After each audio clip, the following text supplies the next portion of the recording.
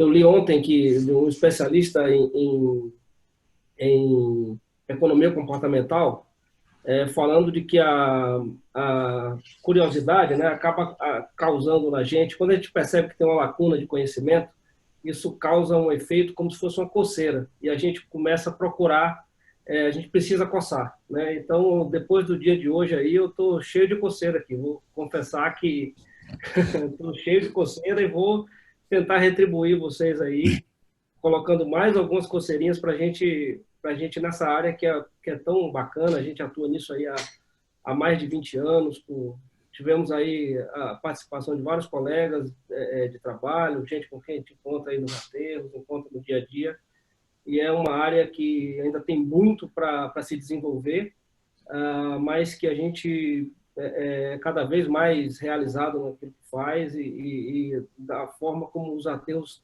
têm se tornado, né? O que eles têm evoluído no Brasil e isso deixa a gente muito contente. Então, mais uma vez, a gente agradece aí ao convite.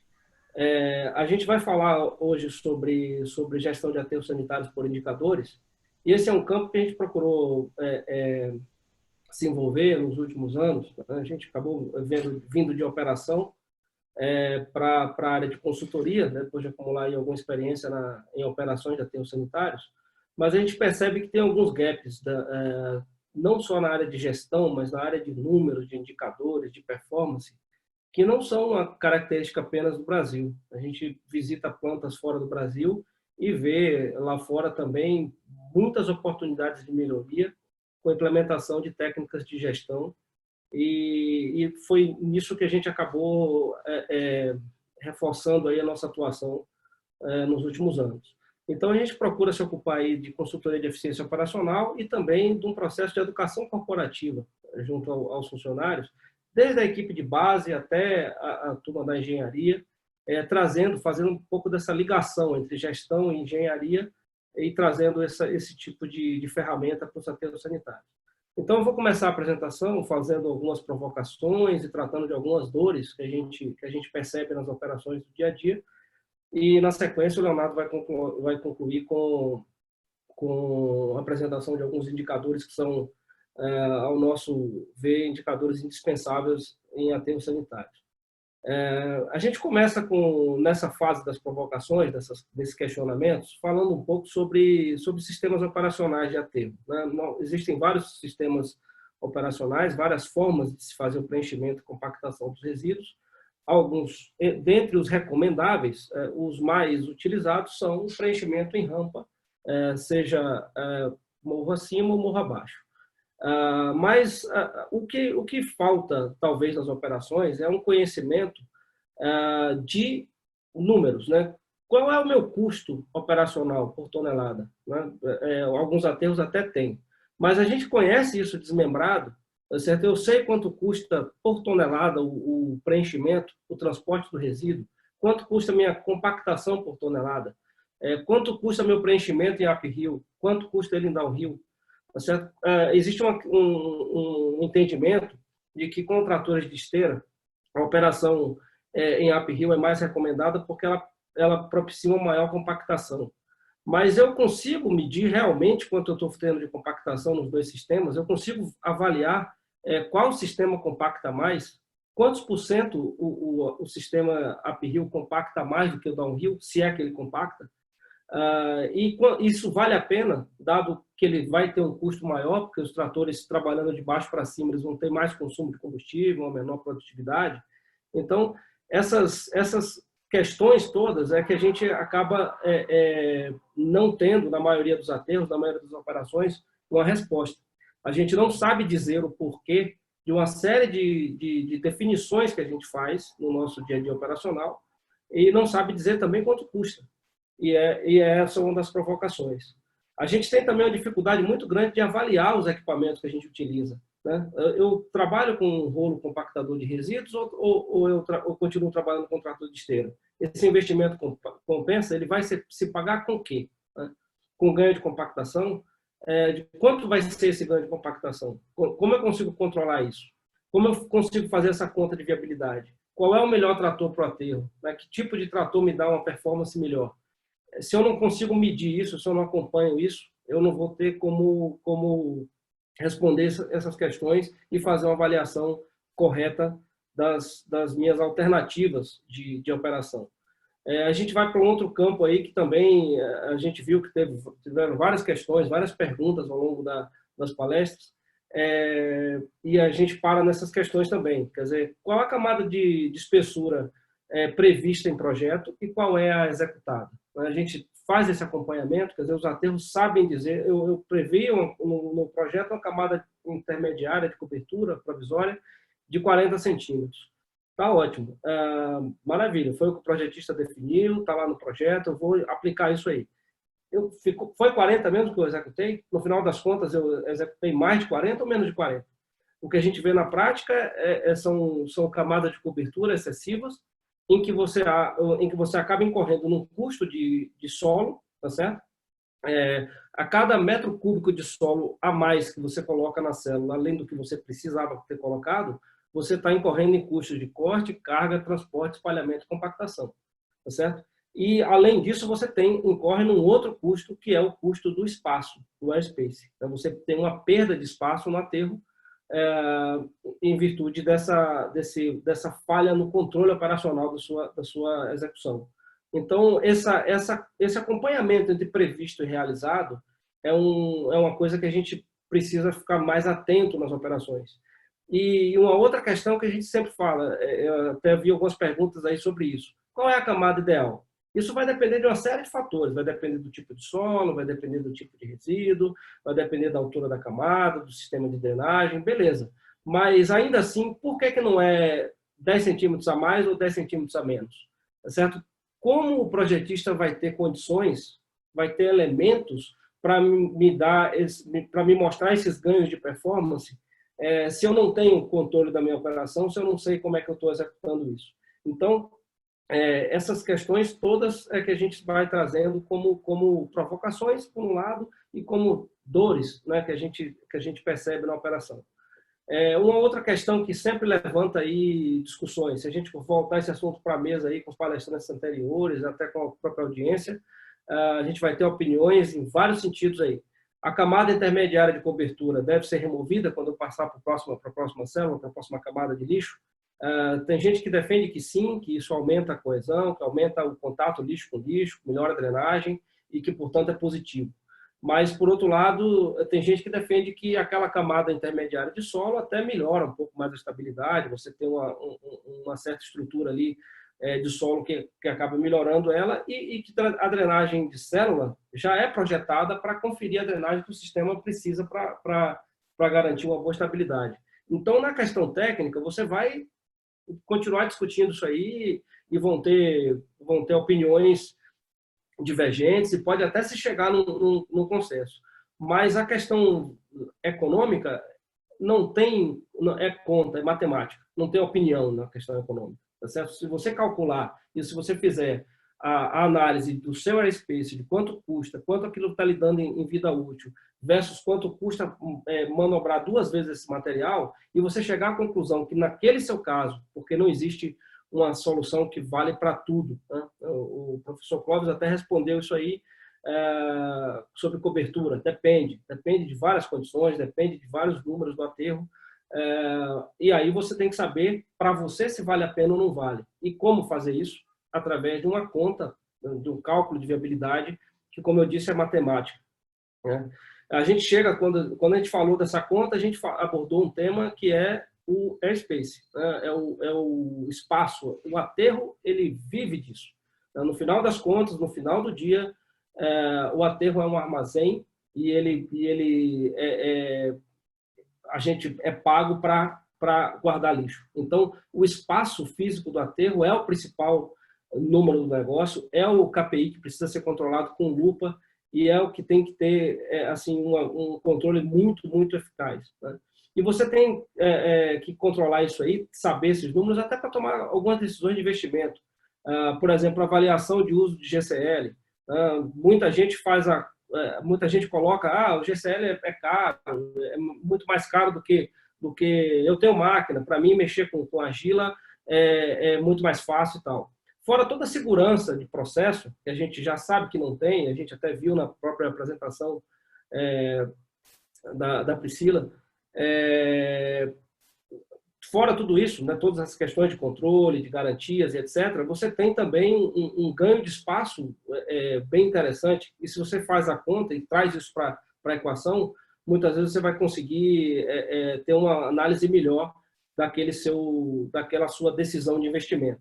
Então, esse indicador ele deveria ser controlado com lupa e não é o que a gente vê na maioria dos aterros que a gente acompanha, que a gente conhece. Então, assim, o que um aterro precisa para ser excelente? Né? Qual é o estado da arte do aterro sanitário? Se você quer fazer um processo de melhoria, se você quer conduzir um processo de se transformar num aterro de alta performance, e quando a gente fala alta performance, a gente fala alta performance de segurança, alta performance de retorno financeiro, de zero nível de acidentes, tá certo? Um aterro que remunera o capital dos seus investidores, um aterro é um negócio. Então, quando a gente fala sobre isso, a gente quer falar de vários temas que são concretos. Né? Quando o Boeing 727 foi lançado, na década de 60 ainda, os idealizadores da aeronave descreveram a seguinte meta.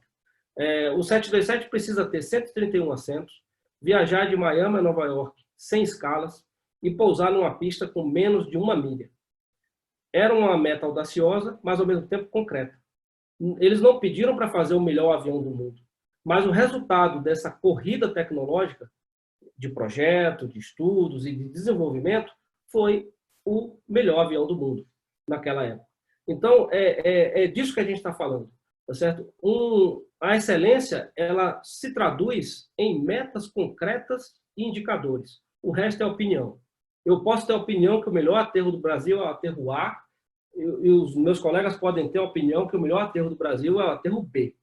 Se a gente coloca isso em perspectiva, tá certo? O que o melhor aterro do Brasil precisa ter, a gente vai ter condição de avaliar em números. E isso, sim, é que tem que ser perseguido. Então, é o que a gente sempre fala. Né? Quando a gente começa um processo de melhoria de produtividade, a primeira coisa que a gente calcula é a produtividade teórica. É onde eu vou chegar dentro daqueles fatores de produção que eu tenho no meu aterro, com aquele tipo de equipamento, com aquele tipo de cenário. Certo? Então, sempre é importante eu conhecer essa minha lacuna e começar a traçar meios de chegar, de superá-la, né? de preenchê-la. Então, ninguém é contra a eficiência. Né? Você, no final das contas, ninguém é contra cortar custo. Isso não acontece porque as pessoas não sabem como fazer. Quando elas entendem e começam a projetar uma condição ideal, uma condição concreta, e começam a perseguir isso, as coisas vão se organizando e as coisas acontecem. Então, esse é que é o grande primeiro passo que pode ser dado em termos de qualquer busca de maior eficiência numa operação. A gente está convencido de que nos aterros sanitários, hoje, a gente tem um nível de conhecimento bem interessante. A gente veio pela riqueza das palestras de hoje, pela riqueza das perguntas. A gente tem grandes associações que fazem um trabalho belíssimo, como a BLP, que foi mencionado mais de uma vez aqui. A gente tem bastante conteúdo na internet. Então, nós temos hoje cargos gerenciais e uma equipe de engenharia com uma formação muito boa e que continua se estudando, continua buscando conhecimento. Tá certo? O grande problema não está aí.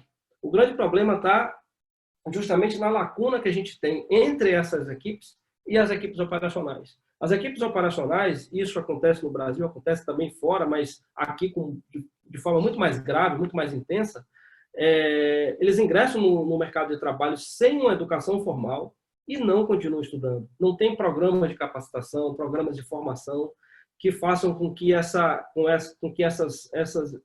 informações cheguem no nível operacional e que possam ser desmembrados. E é no nível operacional que as coisas acontecem.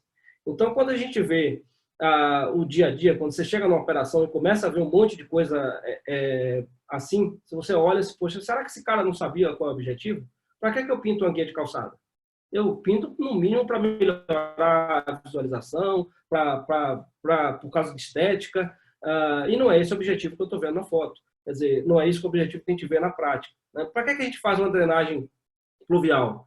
É para a água sair da camada de cima e vir para a camada de baixo? Né? Eu preciso tirar água do maciço. Então, não é esse o objetivo aqui.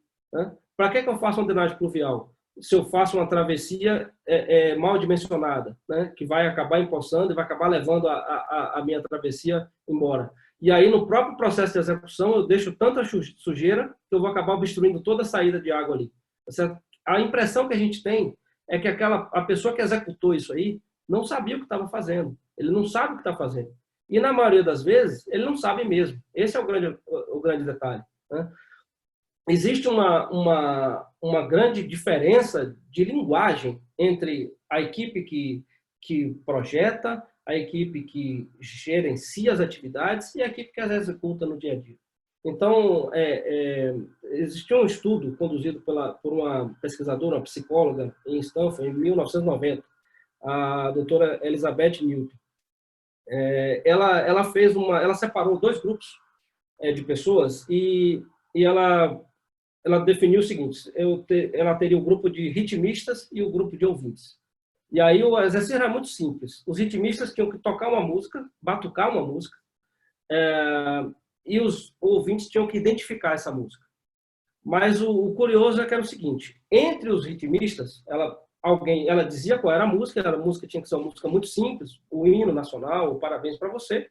Ela dizia qual era a música, a pessoa executava ali, e aí os ritmistas ouviam e diziam se a pessoa se o grupo de ouvintes ia descobrir ou não que música era. Quer dizer, qual a porcentagem do grupo que ia descobrir. E quando ele executava a música, normalmente Parabéns para Você, o grupo dizia, não, é muito fácil, todo mundo vai descobrir. Outros, 30% vai descobrir. Chegaram ao número de 50%. Eles concordaram que 50% das pessoas iriam descobrir que música estava sendo batucada ali. E aí, quando foi executada a música, em 120 pessoas, apenas 3 pessoas executaram a música, descobriram que música era. E o grande detalhe desse processo, o mais curioso disso, é que era a postura dos ritmistas. Né? A gente tem repetido essa dinâmica nos nossos treinamentos, tanto nos treinamentos de liderança, quanto nos treinamentos em que a gente fala um pouco dessa necessidade de tradução das coisas de forma concreta. E a turma pensa o seguinte: olha, à medida que a pessoa vai tocando, quando você tem o conhecimento, quando você sabe que música a música toca na sua cabeça. Ao passo que, para quem está ouvindo e não tem o conhecimento, é simplesmente parecendo um código Morse ali, que sem o menor sentido. E essa experiência que a professora Newton, a doutora Newton fez em Stanford, ela se repete todos os dias nas empresas, no mundo inteiro, entre equipes gestores que não conseguem se fazer entender pela sua equipe, leitores que não conseguem entender o que está sendo escrito, professores que não conseguem se fazer entender. Quer dizer, a gente costuma, depois dessas brincadeiras, a gente começou a perceber isso e a gente comenta entre nós. Olha, a música não está tocando na cabeça dele ainda. Né? E a gente começa a perceber que, às vezes, você tem até um julgamento errado com relação à liderança da pessoa. Fulano ele não tem uma boa liderança, ele não tem um bom domínio do grupo. Na verdade, o que está faltando para ele é se fazer entender. Ele tem que regular um pouco mais a sua comunicação. Então, a gente pega todo esse cenário, né, de um gap de formação, de um gap de entendimento, de pessoas que parecem que falam línguas diferentes, né, que a música não toca na cabeça do outro, e leva para um cenário onde tudo é previsto, tudo é previsível, tudo é tranquilo. Pior que não é. A gente leva isso para um cenário de incerteza muito grande. Né? Essa é uma frase bem interessante do coronel Tom Coates. Ele é especializado em treinamento militar, um general americano, e um coronel americano, e ele dizia exatamente isso: nenhum plano sobrevive ao contato com o inimigo. Né? Nenhum plano de aula sobrevive ao contato com a turma de adolescentes. Nenhum plano de vendas sobrevive ao contato com o consumidor. E assim acontece conosco. Nenhum plano de avanço sobrevive à fase de chuva. Nenhum projeto sobrevive a uma má execução, nem o melhor geossintético do mundo sobrevive a uma execução incorreta e a problemas de execução, ao empreiteiro que não conhece, não sabe a música que está tocando na cabeça dele. Então, a gente tem uma série de coisas que a gente tem que interligar para que as coisas funcionem de maneira adequada. E aí, quer dizer que não adianta planejar? Toda essa conversa é para dizer que, então, o planejamento é inócuo, ele não é útil, porque a gente não tem incerteza. Não, muito pelo contrário. O planejamento ele é fundamental, mas ele tem que saber, a gente tem que saber fazer, a gente tem que saber conduzir o processo de planejamento, né? O mesmo coronel Todes dizia que o desafio do Exército é escrever instruções para que um amigo jogue xadrez em seu nome, né? E é basicamente isso que a gente vive no dia a dia. A gente escreve as instruções e quando chega no campo de batalha, lá pela segunda ou terceira rodada, a coisa o caminho já saiu do prumo e você não tem mais como seguir aquele caminho que foi traçado. Então, essa questão de planejar, ela conversa muito mais com transmitir o objetivo do que está sendo feito e entender as razões do que está sendo construído ali, do que simplesmente indicar a trajetória. Tá certo? A gente que lida nesse campo sabe que planejar não é descrever, não é traçar caminho, né? Planejar é traçar objetivos, é traçar estratégias e é saber que gerir é muito mais executar um jazz do que reger uma orquestra, né? Não tem partitura, não dá para seguir ali, tem que ter improviso, tem que ter conhecimento do objetivo e capacidade de ajuste, né? Então, esse é que é o grande detalhe. E é muito diferente do fasejamento, né? A gente não está querendo dizer aqui de forma alguma que o processo de condução, de gestão nesse ambiente de certeza privilegia o fasejamento. O planejamento ele é uma das dores que a gente tem nas nossas operações, né? E o planejamento é o contrário disso, né? A gente tem que realmente trabalhar com planejamento antecipado, com visão das operações, com visão dos fatores e com indicadores, com números, porque se a gente não sabe o caminho, não sabe onde a gente quer chegar, qualquer caminho serve, e aí a gente precisa realmente ajustar isso. Então, outra dor que a gente tem também nas nossas operações é essa diferença entre previsto e executado, né? Entre executado e orçado. Quantas vezes a gente leva para a fase de execução as composições que a gente fez na fase de projeto? O projetista senta todo o aterro que ele projeta, ele entrega ali o cronograma, entrega todo o plano de custos e etc., com as composições, tudo direitinho. A gente começa a executar a obra e a gente trava isso, a gente acompanha, a gente tem um físico financeiro ajustado. Quando a gente vai para a operação, a gente continua mantendo esse tipo de métrica, a gente ajusta essas composições com o tempo. Então, essas informações e esses indicadores é que a gente procura atuar e trabalhar para que a gente consiga efetivamente ter resultado nas operações e se transformar num aterro de alta performance. Um outro ponto que foi colocado aí também em algumas palestras e a gente retorna com ele aqui é justamente o controle de processo. É não deixar passar produto não conforme. Não deixar passar produto não conforme. A gente não tem essa cultura nos aterros, certo? Terminou de fazer tem uma área que já dá para cobrir, vai lá e cobre, não conferiu cota, não regularizou, não deu acabamento superficial no material. Como é que eu vou controlar a camada de espessura? Como é que eu vou controlar que vai ser 40 centímetros? Vai ser 1,5 m em um ponto, vai ter 30 centímetros no outro. Por que isso acontece? Porque a área está irregular, tá certo? Então, controle de cota, controle de acabamento, antes de liberar para cobertura, checagem, né? Está pronto para cobrir, está na cota, tem acabamento. Esse tipo, a drenagem pluvial, a drenagem de célula, né? Ela foi executada, ela tem o perfil que foi determinado pelo projetista, tem evidência, tem diário de obra, tirou foto, acompanhou, fez o as-built direitinho, pronto, libera para cobrir. Enquanto você não tiver evidência de que você fez a drenagem de célula de maneira adequada, você fez a ligação correta dos drenos, usou pedra limpa, usou a quantidade de pedra adequada, usou o geotexto da maneira correta, enquanto você não tiver isso, a área não pode ser liberada para o próximo passo. Então, esse tipo de controle é fundamental para você conseguir ter uma operação de qualidade, uma operação de eficiência. Uma outra coisa que a gente vive também nas operações de aterro é esse problema. Controla um sintoma e esquece o problema, né? Então, a grande maioria dos aterros, se você visitar, eles vão ter indicador de hora extra. Todos eles têm. Você pergunta, tem indicador? Tem. Eu estou gastando tantas horas extras por mês, ou tantos reais por hora extra por mês. Esse indicador é presente em todos os aterros. Mas indicador de produtividade você não vê em todos os aterros. Tá certo? Mas, ora bolas, o que é que vai gerar hora extra ou não gerar hora extra? É produtividade. Tá certo? A produtividade é um indicador precedente. Hora extra é um problema que eu tenho que evitar fazendo um controle adequado de produtividade. Entre outros fatores, né? Produtividade, planejamento, um bom planejamento evita hora extra. Então, cumprimento dos planos de manutenção, evita hora extra de mecânico para corrigir falha. Então, esses indicadores precedentes é que são importantes. Então, eu não posso tratar só a febre, eu tenho que entender qual é a doença. Né? E a gente tem que separar os indicadores em indicadores-chave de performance e sintomas que eventualmente a gente vai ter que mitigar. Né?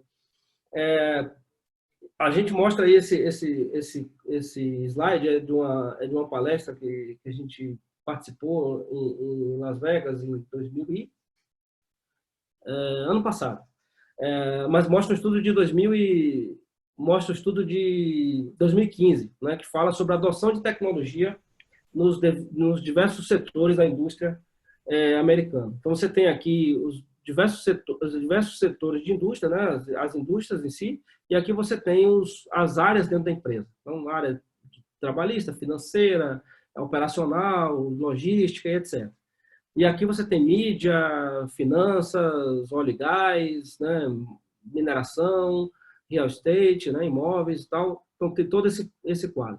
Construção pesada, ela está aqui em penúltimo lugar da fila em termos de adoção de tecnologia. Né? Se a gente considerar que nós somos um setor que tem na construção uma referência, a gente está muito mais abaixo do que isso. Né? O nosso setor, e estou falando isso em escala mundial, é como eu falei no início, algumas coisas não são características apenas do Brasil, mas a gente, na hora de fazer mal feito, a gente faz mal feito pior do que a turma lá fora. Né? A gente está vendo aí o uso potencial, né? o uso de tecnologia versus o potencial que está à disposição. Então, você tem aí, de acordo com esses números do mesmo instituto, do McKinsey, no Brasil se usa 5% da tecnologia, potencial de digitalização dos seus processos, enquanto Estados Unidos e Inglaterra trabalham aí na casa dos 18% de potencial de digitalização. Né? Então, mas o que acontece? A tecnologia não chega aqui, só está lá. Eu vou mostrar esse quadro para vocês, eu não sei se vocês sabem reconhecer o que é isso. Esse é um sistema de telemetria de um trator de esteiras, Komatsu. Na verdade, ele serve para qualquer máquina da Komatsu. Por esse sistema de telemetria, a gente consegue fazer remotamente o acompanhamento de perfil de operação, consumo de combustível, localização da máquina e falhas mecânicas que a máquina eventualmente tenha. Ela me diz ainda quanto tempo, qual percentual que o operador trabalhou em trabalho leve, muito leve, quanto tempo ele deixou a máquina ligada sem funcionar, né? O tempo de máquina hora ociosa, ou idle time. Me dá uma série de informações. Eu vou dizer a vocês o seguinte, esse sistema ele é inteiramente grátis, ele vem incluído no equipamento, inteiramente gratuito, desde o ano de 2005. Ou seja, nós temos aí já 15 anos que esse sistema está à disposição nos equipamentos Komatsu. As outras marcas, Caterpillar, John Deere, New Holland, os equipamentos produzidos nos últimos 5 anos, tá certo? Dessas outras máquinas, todos têm sistemas similares a esse. E se você perguntar no seu aterro aí, ou no aterro que você visitar ou acompanhar, se a turma sabe que tem e se usa, você vai se surpreender com a resposta. Pouquíssimas pessoas têm. Ou seja, a questão é a adoção de tecnologia mesmo. Você chega com um painel de uma máquina dessa, dá todo tipo de informação que você quiser. Ele tem monitor em LCD, um monte de códigos, um monte de informações. Esses tratores, por exemplo, têm como função, você pode programar ele para trabalhar de primeira no avante, segunda na ré, para você ter uma operação mais ajustada. com baixo consumo de combustível e já deixar isso programado. São máquinas hidrostáticas, tem reverso de ventilador para evitar aquecimento. E a maioria dos operadores não sabe nem ler, certo? Então, olha para o painel daquele e está vendo grego. Acende uma luz, o sujeito não sabe o que é.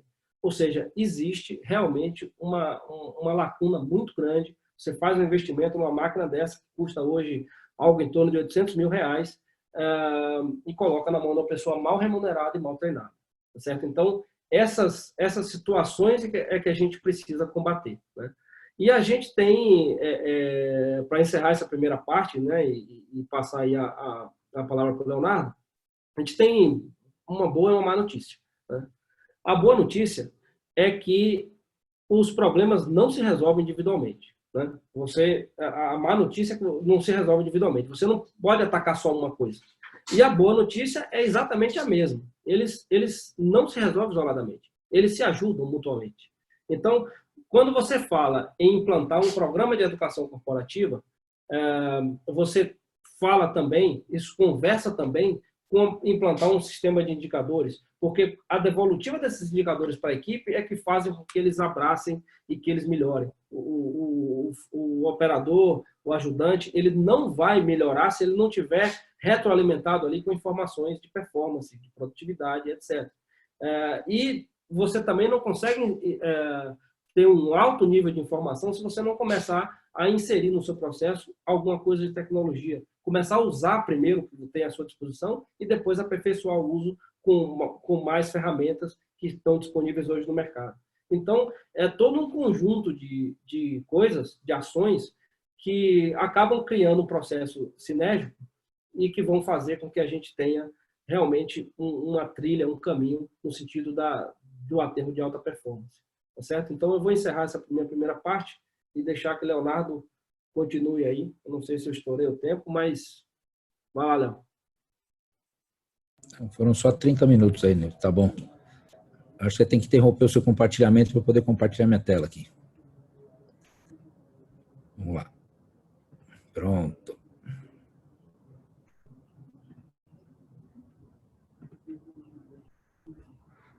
Já está certo aí?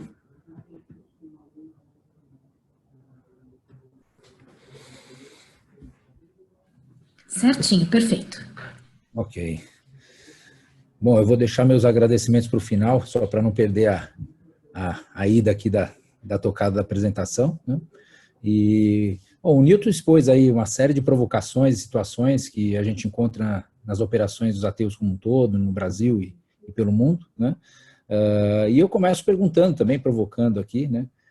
Como é que se define, como é que se analisa, ou como é que se atua na gestão dos aterros sanitários por indicadores, que afinal é o tema aqui da nossa palestra, né? Através de controles operacionais, né? Os controles operacionais, eles dependem basicamente da ação dos equipamentos, né? Como a gente pode ver aqui, e máquinas, né? Que são os tratores e os caminhões, das ferramentas aplicadas, aí nós estamos falando de formulários, planilhas de acompanhamento, processos, instruções de trabalho, né? E das pessoas, onde o principal foco aí são as equipes de campo.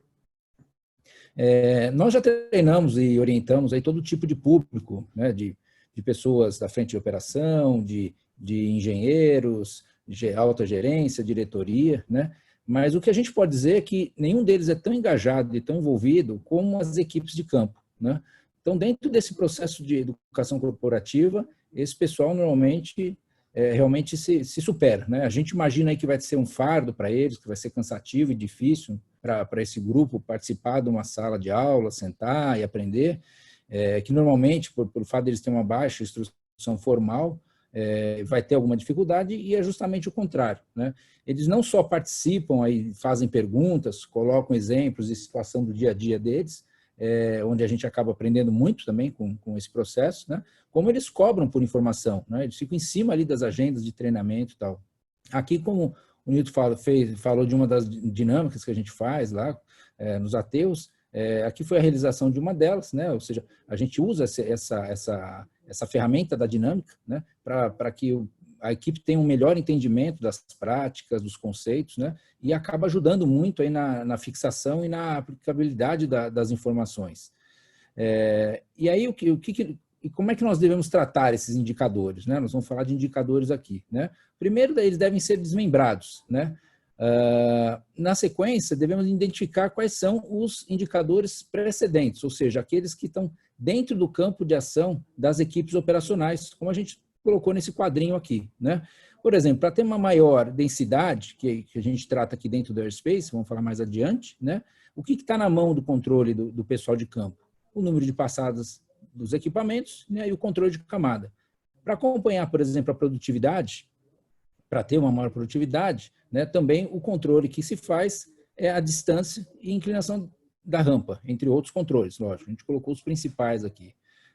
Para se controlar a frente exposta de lixo, né, não dá para se enxugar o lixo, né, o que a gente vai controlar?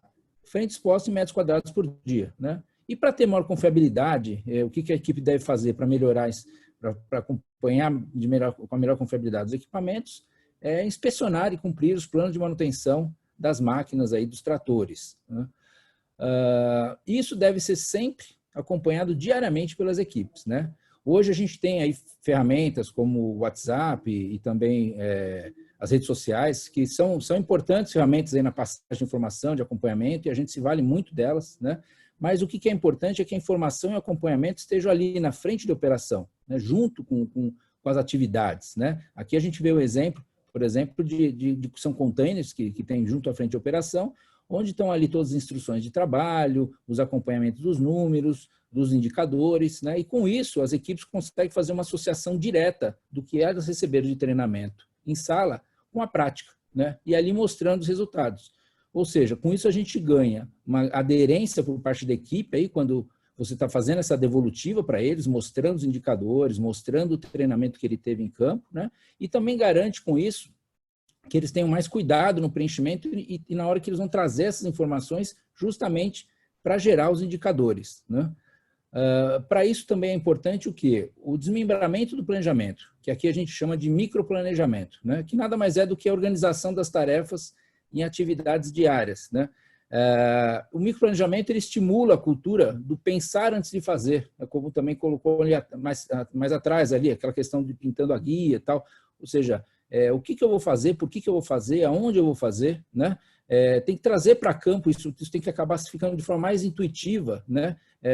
Essa questão da cultura do pensar, né? Porque com isso eles vão, com base nessa cultura do pensar e de planejar a frente de operação, isso que vai balizar os nossos indicadores, né? Sempre focado em resultado. Por exemplo, numa frente de operação, muitas vezes a gente tem lá uma descarga de uma viagem de pedra em qualquer lugar, né? Aí a gente se pergunta por que jogou ali, né? Vai ser aplicada para quê essa viagem de pedra, né? Ali era o melhor lugar para colocar, né? Então, assim, uma série de ações que normalmente eram feitas de forma aleatória e sem orientação específica, elas passam a fazer mais sentido para o pessoal que está, quando eles estão envolvidos no processo, entende para que serve aquele processo. E aquilo vai sendo traduzido em números, em metas, ou seja, tudo aquilo que eu faço fora do protocolo, tudo aquilo que eu faço fora do que eu for instruído, vai de uma forma ou de outra prejudicar o meu controle, prejudicar as minhas metas, e eles vão sentir isso quando a gente começa a ter um aterro que acompanha esses números, que acompanha os indicadores, né? Esse slide também a gente gosta bastante de apresentar, né? Onde ele mostra as atividades, desde a entrada do resíduo, né, até a sua disposição final aqui, né, mostrando o quê? A capacidade instalada como um processo produtivo, como a gente tem numa indústria, numa empresa, né? O aterro também é um processo produtivo, né? E aí é possível incrementar essas capacidades aumentando os recursos. Por exemplo, no caso da balança aqui, está nos mostrando que tem uma capacidade de 700 toneladas por hora. Como é que eu faço para aumentar isso? Eu posso dobrar a quantidade de balanças, colocar 2 balanças, ou colocar um sistema mais inteligente de medição, né? Nos acessos, por exemplo, que tem 1.000 toneladas por hora, para eu melhorar isso, eu posso duplicar meu acesso, ou melhorar a condição do pavimento, por exemplo, né? Na área de descarga, né, onde a gente já cai aí para 500 toneladas por hora, nesse exemplo, né? Como é que eu faço para melhorar isso? Eu posso aumentar o número de vagas de disposição aqui. Nos equipamentos, onde a gente tem todo o processo de transporte, espalhamento, compactação, execução de drenos, né? Todas as atividades implícitas do aterro aí, e cobertura, né? Como é que a gente faz para melhorar isso aqui? Eu posso colocar mais trator, eu posso aumentar o porte do trator, né? Mas o foco nosso não é esse. O nosso foco é aumentar a capacidade, incrementando o quê? A produtividade, e não com investimento, né? E principalmente aonde? Nas atividades mais críticas, né? A gente sempre vai ter esse tipo de gargalo nas operações, né? A gente não consegue, é impossível você ter uma produtividade, uma capacidade instalada linear com todas as atividades. Sempre vai ter aquela que te permite maior escoamento, né? Então, a gente tem que atacar principalmente essas atividades críticas, né? Esses gargalos aí, né? Que eles, via de regra, também oscilam, né? Aqui há uma medição, né? Números apresentados, né?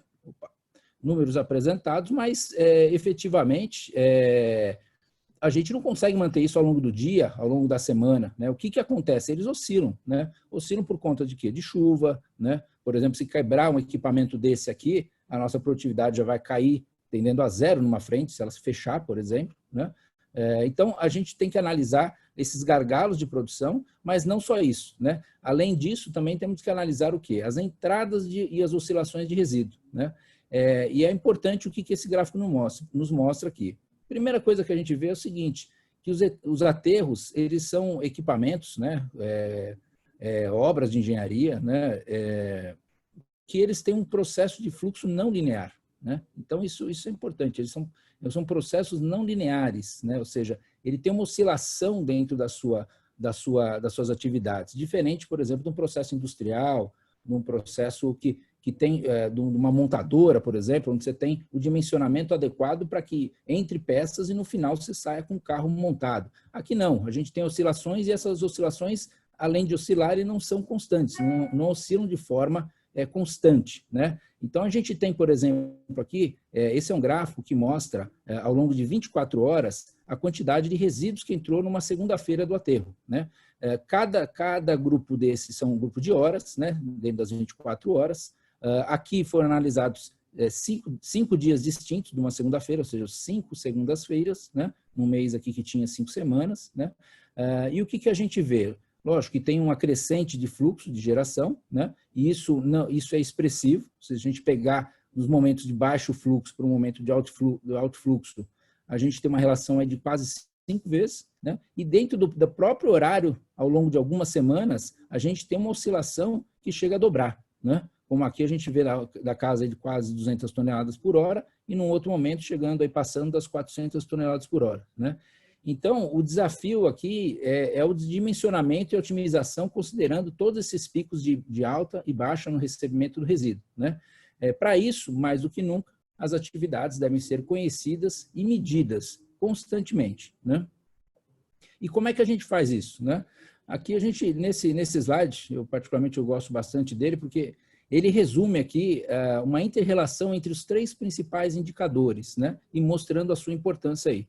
Ou seja, não há eficiência na compactação, né, quando a gente fala de airspace, né, sem organização das praças e dos módulos, né, onde fazemos aí o controle da cobertura do aterro, das áreas que não estiverem cobertas, e se não estão cobertas, elas acabam aumentando as distâncias, eu vou falar um pouco disso mais adiante, né, e por consequência a gente acaba diminuindo a produtividade, aumentando as distâncias, né, ou seja, esses indicadores, eles se correlacionam, né, e se conversam, e a melhora de um melhora o outro, e o inverso também é verdade, ou seja, quando a gente tem um problema de área exposta, um problema de compactação, um problema de airspace, a gente vai acabar tendo um problema de produtividade e assim sucessivamente, né?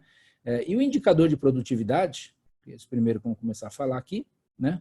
Ele mostra o quê? Ele é uma medição de toneladas por hora, ou seja, quantas horas são necessárias para realizar a atividade de transporte, espalhamento e compactação dos resíduos. E ele é medido como? Ele é medido pela quantidade de lixo, de resíduos pesados na balança, dividido pelas horas empregadas pelos tratores de esteira. Então, nessa relação direta, a gente tem um número de produtividade, né? E quais são os seus balizadores, né? Principalmente o volume transportado, né? Ou seja, que vai balizar eu ter uma maior ou menor produtividade, as distâncias percorridas, né? E a velocidade de deslocamento da máquina, né? E com esses balizadores, eles permitem a gente calcular a produtividade teórica, né? E o que é a produtividade teórica? A produtividade teórica é o principal balizador da meta, ou seja, é o valor máximo teórico que a gente consegue parametrizar e vai indicar a produtividade máxima que a gente vai traçar para o nosso plano de metas. E a gente fala plano de metas por quê? Não simplesmente a meta. Porque as metas impostas em termos de produtividade, elas costumam ser progressivas, ou seja, cada vez que ela é atingida, ela tem que ser recalibrada, porque a gente vai galgando, melhorando as condições operacionais do aterro. Por exemplo, aqui a gente considera, para calcular essa produtividade teórica, a densidade específica, né, que é o peso específico do resíduo, né, a distância, que aliás, é uma informação, um dado que a gente não tem domínio, ou seja, o lixo, se ele chegar úmido, se ele chegar seco, se ele chegar volumoso, é aquele lixo que a gente vai ter que lidar na nossa operação. As distâncias de transporte, essa aqui a gente já consegue coordenar e acompanhar, e monitorar e melhorar, né? A capacidade de lâmina do trator, né, ou do rolo compactador, se for o caso, né? Ou seja, quanto ele consegue empurrar aí por viagem, né? E a velocidade que a máquina consegue empregar. Quando a gente junta essas equações, é possível calcular a produtividade teórica, ou seja, aquela produtividade máxima num mundo ideal que a gente conseguiria. Nós vamos bater esse número? Não, nós não vamos bater esse número, a não ser que haja uma mudança nesses indicadores, né? Ou seja, da densidade, ou seja, o lixo fique muito mais leve, ou a lâmina fique muito maior, ou o trator seja muito mais rápido, né? Como a gente não consegue atingir o número da produtividade teórica, ele vai ser a nossa meta. Então, por exemplo, num aterro onde a gente tem aí, está medindo uma produtividade de 50 toneladas por hora, nós vamos colocar uma meta de atingir 80 toneladas por hora, né? Nesse caso específico, a gente mediu 180 de produtividade teórica. Uma vez atingido esses 80 toneladas por hora, a gente vai lá e recalibra essa meta para 100 toneladas por hora. E assim sucessivamente, num processo de aprendizado contínuo, né? A gente vai atingindo produtividades mais elevadas, né? Através do controle desse indicador, né? Só a título de exemplo e curiosidade, por exemplo, quando a gente passa de uma produtividade de 50 toneladas por hora para 100 toneladas por hora, nós estamos falando aí de uma redução de 50% nos custos dessa atividade, né? E os custos nós estamos falando de hora, de operador, de custo de máquina, manutenção, óleo diesel, né? Então, isso é realmente muito expressivo e esses números a gente consegue realmente, com o sistema de informação e acompanhamento, dar um salto muito rápido, né, na questão da produtividade na nossa frente de operação. Agora, para se atingir uma alta performance no indicador de produtividade, nós temos que atacar um outro, né, indicador que além de ser um medidor também operacional, ele é um medidor de qualidade, que é o conceito de airspace, onde a gente mede ele por tonelada por metro cúbico, né? Vale lembrar aí que um aterro é uma obra de engenharia concebida para guardar lixo, né? Então, como é uma obra concebida para guardar resíduo, né? Lógico, de forma ambientalmente correta, segura, com toda a engenharia, as normas e licenciamento, né? O aterro sanitário, a questão do espaço é algo primordial no aterro, né? A gente, considerando isso, a gente acompanha muitas operações de aterros, né, onde esse fator, esse indicador, ele é levado muito a sério. A gente rapidamente identifica isso quando um aterro, por exemplo, tem em sua operação uma frota de rolo compactador de resíduo, né? Esses equipamentos foram desenvolvidos especificamente para se ganhar espaço, ou seja, para atingir maior grau de compactação, né? E são utilizados aí no mundo inteiro. São equipamentos de investimento elevado, tem uma operação também um pouco elevada, né? Mas quando a gente faz o cálculo, quando a gente acompanha esse indicador de airspace e controla, a gente vê que essa conta faz muito sentido. Ou seja, um investimento, nesse caso, para se ganhar qualquer metro cúbico dentro do aterro, ele vale muito a pena, né? Então, quando otimizamos esses espaços dentro do aterro, ou seja, atinge números maiores de densidade, o que acontece? A gente está postergando a vida útil dele, né? Postergando também os investimentos, né? Com relação não só esse ganho de volume, não é só no final do aterro, a gente posterga o tempo de permanência numa mesma área, e com isso a gente naturalmente também posterga os investimentos que acontecem de tempos em tempos no aterro sanitário, em termos de implantação, né? E ficando mais tempo na mesma área, a gente vai precisar de menos área, né? Com isso menos custo e menos impacto, né?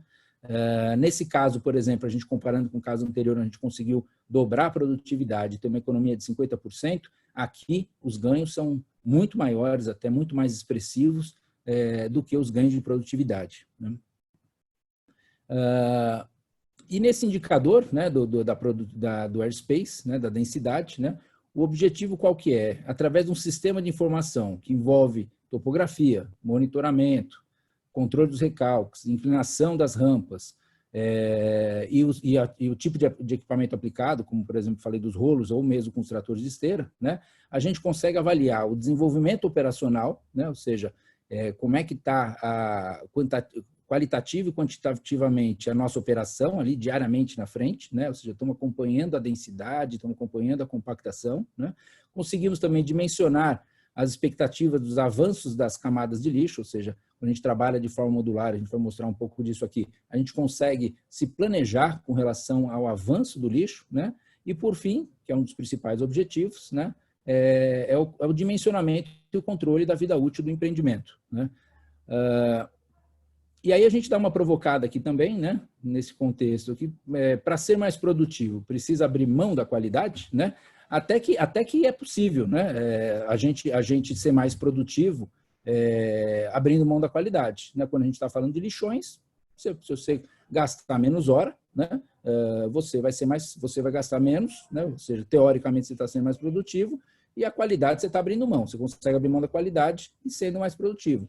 Mas isso nos casos dos lixões, onde a gente tem produtividade baixíssimas, né? Ou seja, ali basta empurrar o lixo, né, que você já está resolvido o seu dia, né? Mas isso não é referência nem de produtividade nem de qualidade, né? Nos aterros sanitários, em especial, aqueles que buscam alta performance operacional, né? Só é possível ter alta produtividade com alta qualidade, né? Ou seja, elas se conversam o tempo todo, né? E como é que a gente vê isso de forma mais clara, né? É o que eu vou mostrar um pouco nesse slide aqui, né? Quando a gente trabalha com densidades maiores e acabamentos melhores, né? Todo o trabalho dos tratores ou compactadores de lixo é facilitado, né? Melhor acabamento diminui o tempo de trabalho, né? E por consequência a velocidade média aumenta, né? E diminui o deslocamento, né? E vai acabar traduzindo o quê? Em menor custo, ou seja, um aterro bem acabado, bem compactado, né? Ele tem uma eficiência operacional dos equipamentos muito maior, né? Seja por deslocamentos mais fáceis, né? Seja também porque você consegue organizar e planejar melhor as suas frentes de trabalho, né? E quando o acabamento é ruim, o lixo fica todo solto, que é o caso que a gente está vendo aqui nessa fotinha de cima, aqui, né? E é o contrário, né? O equipamento acaba patinando, ele não consegue se deslocar adequadamente, né? E com isso há uma grande perda de tempo e também perda de material, aí o equipamento ele acaba gastando muito seu material rodante, então aumenta o nosso custo operacional por tonelada, né? E por fim, o outro importante indicador que a gente trata, né, na gestão de aterros sanitários é a medida de frente exposta, né? Está aqui em metros quadrados por dia, né? Eu vou mostrar aqui dois exemplos desse indicador, um positivo e outro com aspectos que devem ser melhorados, né? E, na sequência, um breve cálculo de como esse número pode ser extraído e uma meta que a gente pode perseguir, né? Então, nesse próximo slide, a gente vê claramente aqui um aterro operado com módulos, né? Caracterizado aí por essas linhas, por essas faixas operacionais, ou seja, a gente vê aqui a linha de descarga bem marcada, a linha de cobertura, né? A linha da crista, né? A linha do pé, né? Então, é um aterro todo parametrizado, alinhado, né? E com todo esse alinhamento, o que a gente consegue garantir? Uma alta eficiência na operação, ou seja, um aterro bem organizado, bem alinhado, a nossa operação ocorre de forma mais tranquila e mais econômica, mais produtiva, né? As distâncias aqui são reduzidas, né? A praça ela fica claramente aí mais organizada, né? A descarga é mais facilitada, ou seja, não tem dúvida aí do local que descarregar, das baias, etc., né? E por consequência, nesse nosso indicador de frente exposta, né? A área exposta acaba ficando muito menor, né? Ou seja, a gente consegue determinar, medir de quanto a área exposta tem e perseguir os nossos números aí de indicadores de área exposta, né? E também, numa situação como essa, mesmo que caia uma chuva ou interrompa a cobertura por 1 ou 2 dias ou alguns dias, a retomada da cobertura é muito rápida, né? Porque a praça está toda marcada e organizada, né? Já aqui a gente vê o contrário, né? Aqui é o oposto, né? As distâncias aqui são longas, né? A gente vê grandes distâncias aqui para serem preenchidas, né? A praça está toda desorientada, né?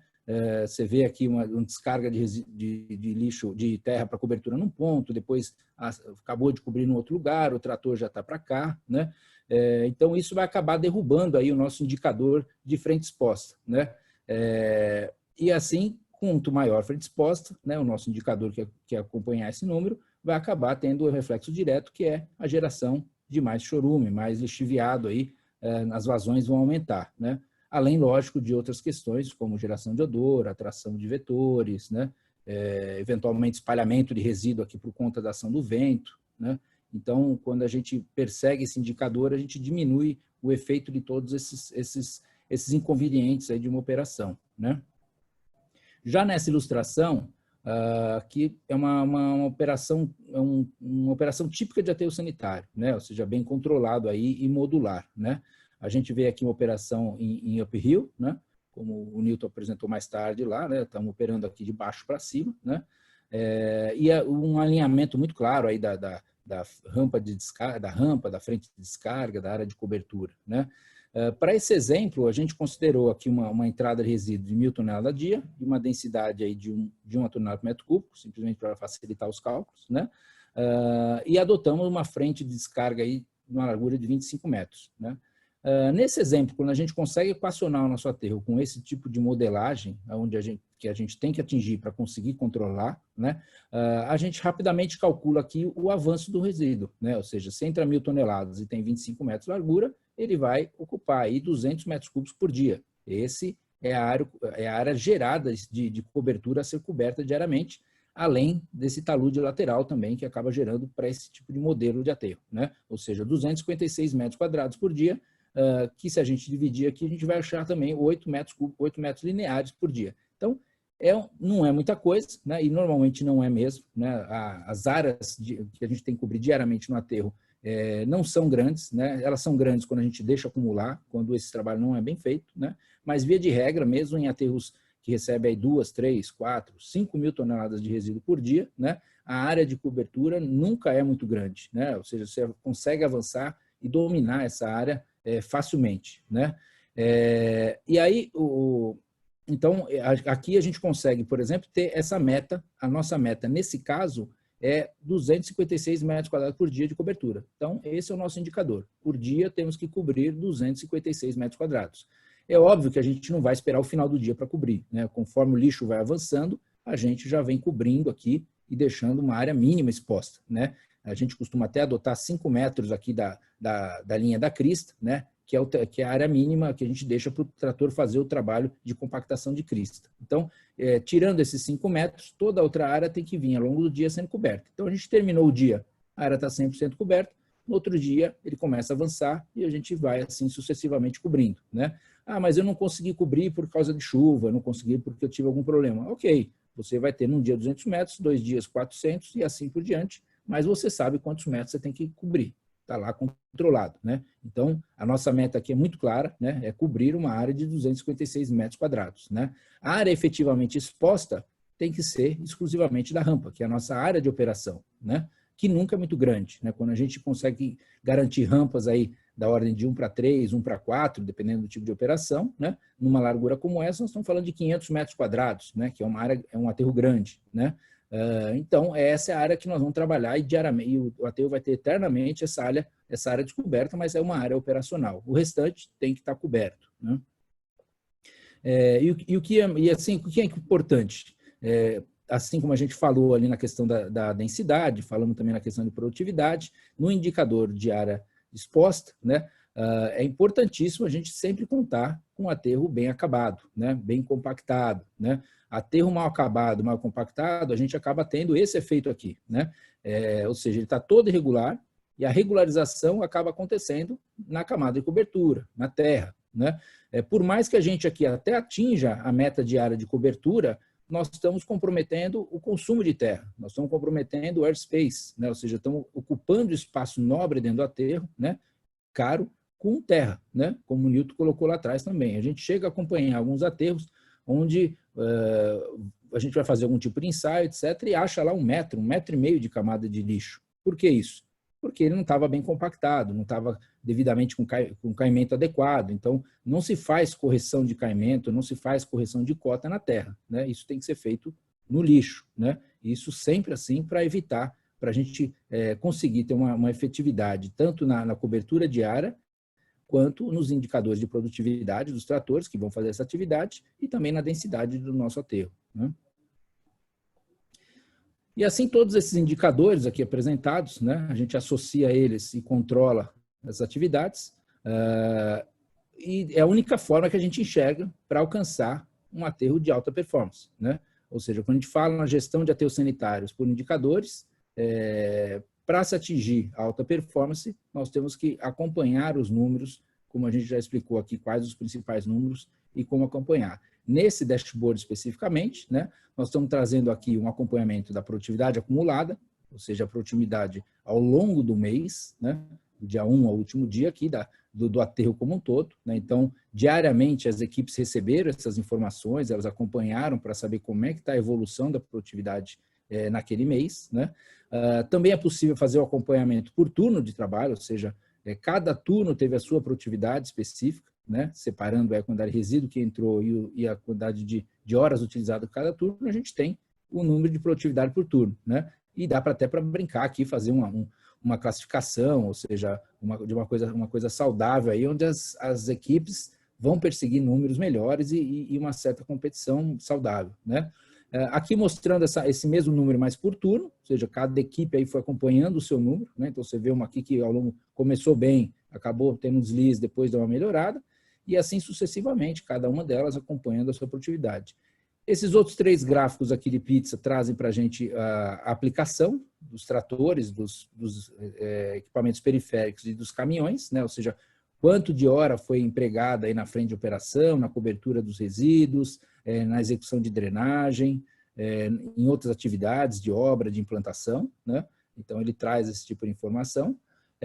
E, por fim, aqui a gente também consegue ter um dashboard trazendo informações com relação aos equipamentos, ou seja, como é que está a disponibilidade mecânica de cada máquina ou por grupo, né? A confiabilidade desses equipamentos, né? E o número de falhas aí que cada grupo teve dentro dos turnos, é possível a gente acompanhar de forma constante aí quando a gente tem a geração desses indicadores, né? E essa informação ainda dá uma outra vertente para a gente aqui, que é acompanhar e calibrar os nossos custos pelo sistema de custeio por atividade. Ou seja, normalmente a gente acompanha quanto que se gastou de pedra, de tubo, de manta, enfim, mas como é que a gente sabe quanto gastou por atividade, né? E quando a gente faz esse tipo de aplicação, né, a gente consegue custear as atividades, ou seja, eu sei que eu gastei tantas horas em tal atividade, eu tenho um apontamento daqueles insumos, eu consigo fazer um sistema de apontamento por custeio de atividade aqui em função de cada atividade realizada no aterro, né? E com isso também o que é legal? A gente consegue, tendo essas informações, comparar ela ao longo do tempo, ou seja, como é que eu estou a evolução dos meus números, né? O meu aterro ele foi melhorando a qualidade dele, como é que isso, eu tinha um nível de produtividade, onde eu estou agora, como é que era a minha aplicação de tais serviços, né? Além disso, também a gente consegue comparar entre aterros, né? Existem alguns grupos aí que tem vários aterros, enfim, eles conseguem comparar entre aterros como é que está a performance de um versus a outro, né? Se uma performance de um está aquém da média dos outros aterros, a gente consegue, opa, peraí, vamos lá, vamos melhorar o que esse aterro está fazendo para ter uma produtividade tão elevada em tal item, né? E isso acaba gerando uma referência, né? Que é muito saudável nesse sentido, criando um benchmark de informações onde a gente vai controlar toda a produtividade, toda a densidade e também a área exposta do nosso aterro, né? Aqui fazendo um pouco de merchan aí, né? Esse é um sonho antigo nosso, aí meio do Newton, né? Que agora está começando a tornar realidade, né? É uma startup aí onde a gente reuniu uma plataforma de BI específica para o nosso setor, né? Toda uma gama de informações estratégicas que hoje são apontadas no papel, né? Através da parte diária, das fichas diárias, né? E que agora passam a ser substituídas por lançamento direto, né? Na plataforma, através do celular ou de um tablet, né? Esse produto aqui a gente já está rodando em alguns aterros, ainda em fase de teste, né? E a nossa expectativa é que fazer um lançamento dele até o final do ano, né? Com isso, inclusive, a gente abre a possibilidade de tratamento desses dados de forma infinita, ou seja, cruzamento de informações que até então a gente não conseguiu fazer, né? E está aí uma foto minha do Newton, né? Quando eu ainda tinha cabelo aí, né? E esse é um pouco do nosso trabalho, né? Do nosso conhecimento, né? Que a gente tem aqui imensa satisfação em trazer aí e dividir com vocês nesse convite aqui honroso, né? Feita para nós aqui. E esperemos participar de mais workshops e assistir a todos, né? Foi realmente muito. A gente teve aí a presença de verdadeiros professores, né? A gente costuma falar que tem 20 anos de estrada aí, como o Nilton falou. Hoje ficou pequeno os nossos 20 anos, né? Tem gente aí com 50 anos, 60 anos de estrada, né? Então, mas estamos aí para aprender, né? Eu acho que isso que é legal, né? Conheço muito das pessoas que passaram aqui, enfim, né? Nesses anos aí, várias dessas fotos apresentadas por diversos deles aí, a gente já conviveu, esteve lá, enfim, né? E é uma satisfação muito grande poder estar aqui e compartilhar um pouco aí do nosso conhecimento. Vocês fazem um trabalho maravilhoso lá no canal do YouTube também, o Inteligência em Pesados. E é uma agenda muito ambiciosa de conteúdo semanal. Como é que vocês não ficaram com medo de encarar essa, de fazer conteúdo semanal e ali certinho, ter sempre uma pauta, uma agenda? Como é que é esse desafio aí? Conta para nós. Olha, esse projeto começou na época da quarentena, né? Que eu estava isolado aqui, aí começou a ver necessidade, foi abraçado pelo setor, várias pessoas começaram a ajudar e fazer parte do canal com a gente desde o início, então foi muito gratificante, assim. E a gente tinha esse medo, assim, será que ainda vai ter o que falar, né? Toda semana. Mas essa terça-feira a gente fez a live de número 52.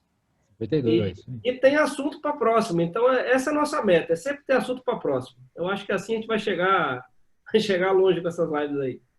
E eu, particularmente, Nilton, gosto muito do teu texto também. Assim, a tua escrita é muito boa. Eu tenho pagado bastante para trabalhar. Que legal. Obrigado. Olha, ele não vai dormir essa noite, viu? Uma satisfação. Olha o sorriso. Então, vamos lá para as perguntas, então. Tem alguns comentários aqui. Deixa eu rolar aqui a barra, que o pessoal se empolgou aqui nos comentários. Michael Mendeiros comentou aqui, ele registrou um comentário ainda na fala do Nilton. Nilton, ainda cabe comentar que, por incrível que pareça, existem geossintéticos totalmente fora de norma que permeiam o mercado.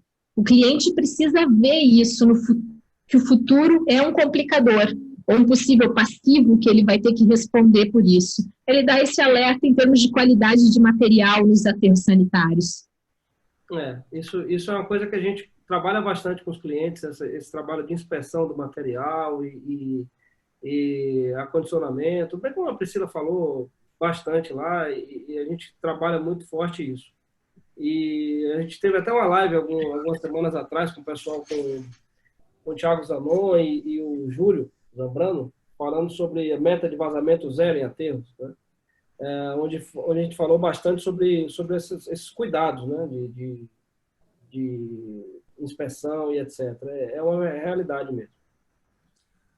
O Luiz Reis comenta que não tinha conhecimento do sistema que tu apresentaste ainda na primeira parte da palestra. O Sérgio Costa comenta, você mostrou a geomembrana sendo utilizada como canaleta no sistema de drenagem pluvial. Como você vê essa experiência nesse sentido e nessa aplicação? Vai lá, Léo, onde, cara? Vamos lá. Quando você toma água, eu respondo aqui. Você molha o bico aí, né? Ele é um... Vamos lá. Ele funciona, né? Ele funciona quando bem instalado, bem aplicado, né? Ele tem uma funcionalidade. Essa funcionalidade é temporária, né? É para ser temporária, né? Ou seja, entre não ter nada e você fazer uma condução dentro de uma canaleta, né?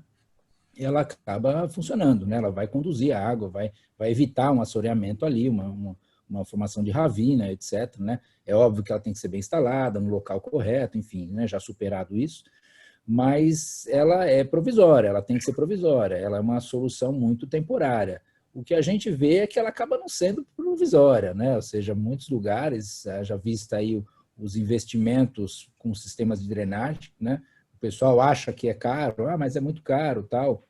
mas ninguém faz a conta do refazimento, de consertar uma berma inteira, de colocar uma capa de terra de novo porque comprometeu, fora outras questões de que essa terra vai para o sistema de drenagem, esse chorume, essa água gerada vai virar chorume, enfim.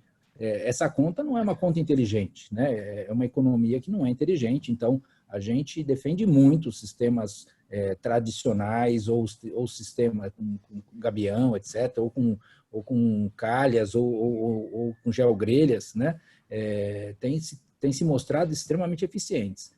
Mas ali é uma situação provisória, não tinha mesmo a fazer, coloca e pronto, está funcionando, né? Mas a velocidade de escoamento não é interessante, a gente sabe disso, vai acabar, enfim, ali não tem nenhum tipo de rugosidade, é uma manta lisa, inclusive, né? Mas como eu falei, uma situação muito provisória, isso é melhor do que nada, né? Mas a gente não defende esse tipo de uso, não. A gente fala que tem que, conforme vai alteando o aterro, subindo as camadas, você já tem que subir com a sua drenagem definitiva. Não adianta no meio da chuva, eu tenho que fazer isso porque não tem outra solução. É lógico, faltou planejamento, né? Mas já a geogrelha ajuda bastante, né? Aí já é outra coisa. Você faz uma coisa definitiva, com excelente qualidade de execução e com a questão de velocidade de água e tal.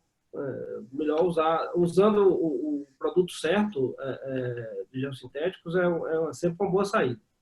E assim, a gente estimula muito o uso desse tipo de solução para coisas provisórias, como, por exemplo, ali, às vezes você tem uma face do aterro onde você vai encostar rapidamente ali, dentro de um ano e meio, 2 anos. Então, não vale a pena você fazer descidas d'água em gabião, descidas definitivas, porque esse alteamento ele vai acontecer muito cedo. Então, justifica, nesses casos, se pensar em descidas provisórias, que esse provisório não precisa ser provisório de meses, ele pode ser provisório de um ano e meio, aí justifica usar o geossintético. E a gente estimula muito também, quando o Leonardo falou ali de frente exposta, etc., o uso de manta de sacrifício.